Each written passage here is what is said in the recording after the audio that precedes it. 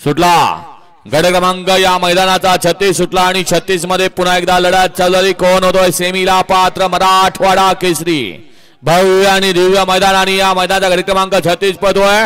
अतिशय सुंदर लढत लढत लढत झाली. गट क्रमांक 36 चा निकाल 36 मध्ये सुंदर अशी लढत झाली. त्या लढतीचा निकाल आहे तास क्रमांक 5 वरून धावलेली गाडी Omkar group Omkar fans club यांचा ओमकार, कैलास हिवाळे विठ्ठल आगळे यांचा रुस्तम. या गाडीचा प्रथम क्रमांकाला सुंदर अशी गाडी पाहिली. माऊलीची गाडी सेमीला पात्र. माऊली सोबत कोण पाहिलं नाव द्या. गट क्रमांक 38 लावून घ्या. एक वरती जय हनुमान ग्रुप स्वर्गीय वसंतराव नरोडे शिल्लेगाव यांचा लाडका दर्शन आणि योगेश जाधव असेगावकर यांचा लाडका बाल्या. तास क्रमांक 2 वरती यक्षानी मातारसन कौतिक पाटील घुगरे घटांबरी सिल्लोड. आयुष बाबा